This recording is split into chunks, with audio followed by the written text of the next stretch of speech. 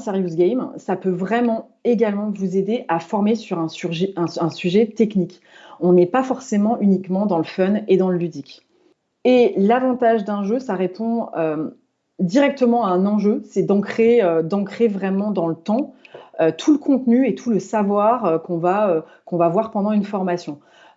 Aujourd'hui, quand on fait une formation, on parle très souvent du temps de mémoire, du temps de mémorisation. Et finalement, si vous avez une formation qui est très descendante, une semaine après la formation, vous aurez totalement oublié ce que vous aurez vu, notamment si vous ne l'avez pas mis en pratique. Utiliser le jeu, c'est mettre en pratique. Donc, c'est un super atout pour former sur un sujet technique. Et je vais vous présenter 2 exemples à ce niveau-là.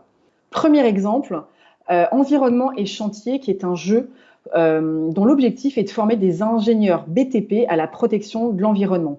Et dans le jeu, on va avoir un plateau de jeu avec un chantier qu'on va pouvoir faire évoluer avec des cartes, avec des pions, avec plein de petits matériels.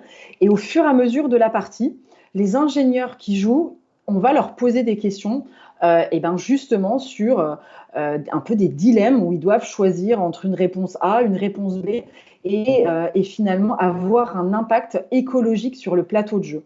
Donc là, les questions qui vont se poser, ils vont être directement en lien avec les questions qui vont se poser sur un vrai chantier.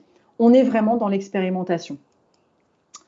Autre exemple, Kipal, qui est un jeu sur les soins palliatifs qui a été déployé auprès de personnel hospitalier partout en France.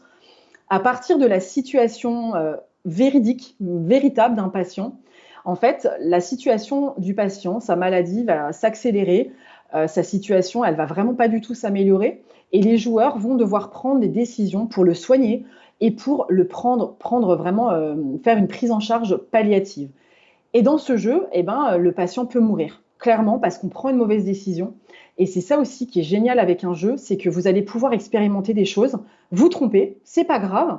Le patient, il peut mourir, mais c'est pas important parce qu'on peut revenir au démarrage de la partie, refaire une partie et essayer de prendre des meilleures décisions.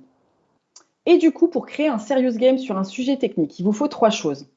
Déjà, vous avez un temps de collecte, de tri et de priorisation du contenu. Qu'est-ce que vous voulez mettre dans votre jeu pour que les joueurs puissent apprendre et retenir?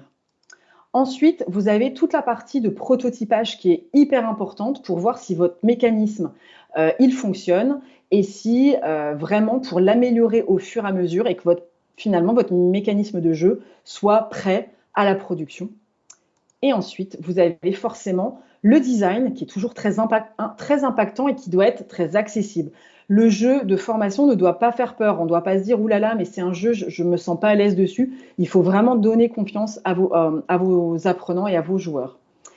Et du coup, le véritable intérêt du jeu est de créer un espace d'expérimentation sécurisé. C'est pas vrai, c'est ce qu'on est en train de vivre, c'est faux. On va pouvoir tester des choses et si on a un patient qui meurt, c'est pas grave, on revient à zéro et on recommence et on apprend.